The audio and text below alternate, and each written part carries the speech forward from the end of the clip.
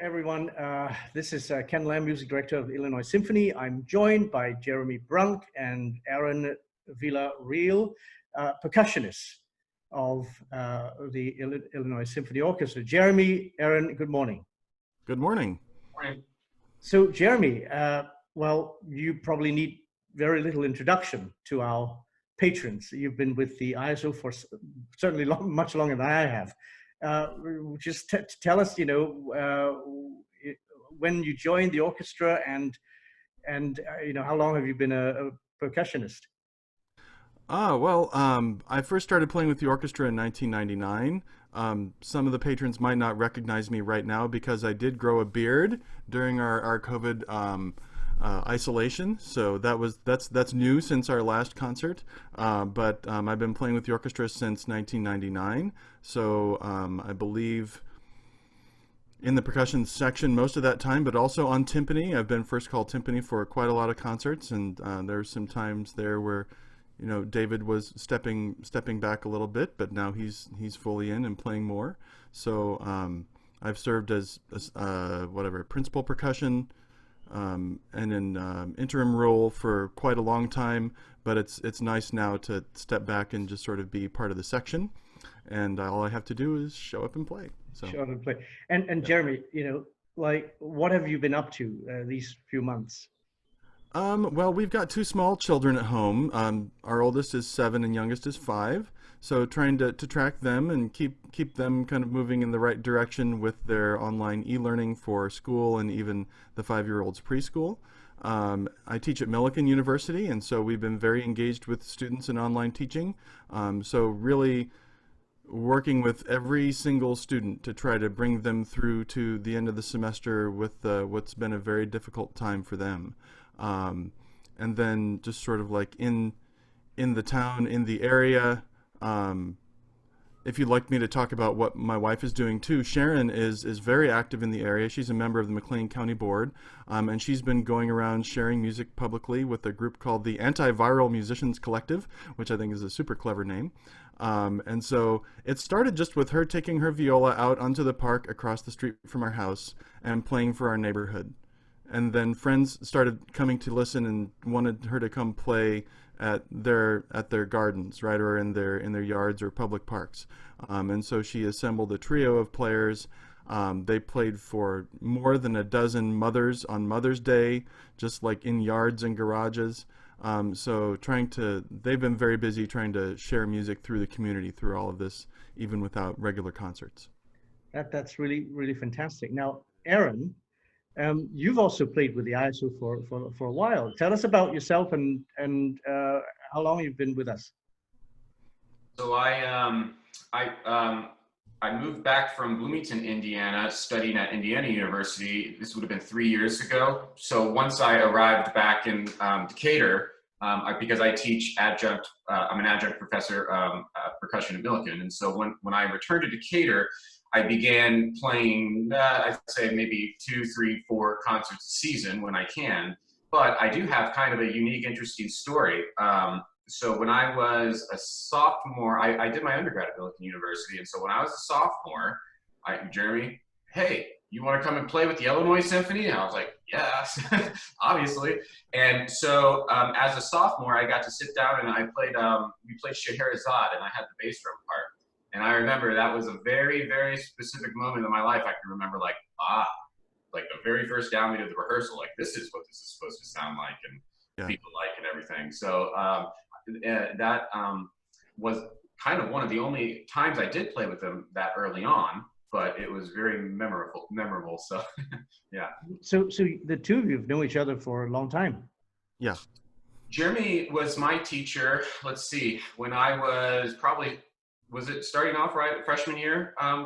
Jeremy, does that sound about correct? Or am I in high school? In high school. Of high school, right? But I had known Aaron before that because he had been in our preparatory department. His mother's a music teacher in the area, and so I've known Aaron for longer than I was his instructor. But bringing him along through Millikan and college and watching him go through graduate school. Yeah, that concert with Scheherazade, I believe, was during a search year. Like, what was that, like?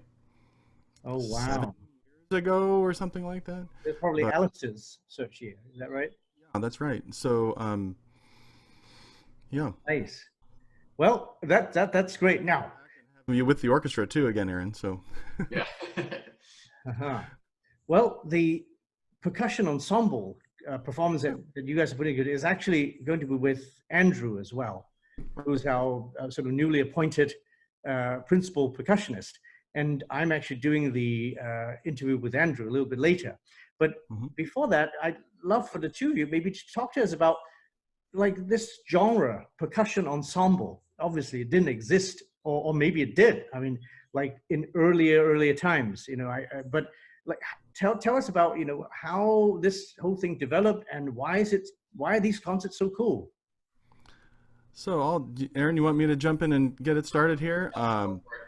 You know, percussion, of course, is one of those instrument families that exist in cultures around the world, right? So the fact that we've sort of adopted it as a genre within the Western concert, you know, Western European and American concert scene is relatively new, right? But of course, peoples from around the world have been playing percussion ensemble, right, as we might think of it as a standalone sort of like set of instruments for, you know, thousands and thousands of years, as long as music has been around. One of my friends pointed out yesterday that most creation myths around the world talk about the beginning of the universe happening with a sound. So it's kind of interesting, isn't it, that it kind of carries forward through all of this. But in sort of like the Western concert history, right, orchestral concerts and such, we kind of grew out of a movement in the early 20th century called Futurism. There were some experimental composers who were inventing instruments, imagining what music might sound like in the future. It'd be very interesting to bring them up here to the present day and let them hear what percussion music sounds like a century later. But some of our earliest composers, Edgar Varese, who has written quite a lot of chamber music, experimental science-based chamber music and electronic music. Ionization is largely regarded as the first major composition for percussion ensemble, which includes piano and drums and chimes and a number of other percussion instruments. There's a lot of other American and European experimental composers who start writing for percussion in varied sizes of groups, whether they're incorporating, as we would think of it, folkloric instruments from outside the Western canon, or those that are part of the orchestra on its own. So I'd say over the last 50 years, Aaron, would you agree, it's really taken stride in American universities, worldwide universities, as its own thing, right, as its own genre within our pedagogy. And so it's a very useful tool for us to be able to work with students, develop their musicianship, because let's face it, when we're sitting at the back of the orchestra for 128 bars of rest in order to play the one cymbal crash, we're not really getting as much out of it, right, as, say, your violinist or your oboist who's responsible for more of the standard musical material, right? So percussion ensemble is a really good way for us to have our students develop their playing musicianship more broadly, right? So it's evolved into its own thing, right? Its own standard kind of like chamber genre. So Aaron, what do you want to pick up on with that? Yeah, I guess I'll start by saying it is rather scary when you do miss that one crash cymbal note in the piece after those 188 bars or so.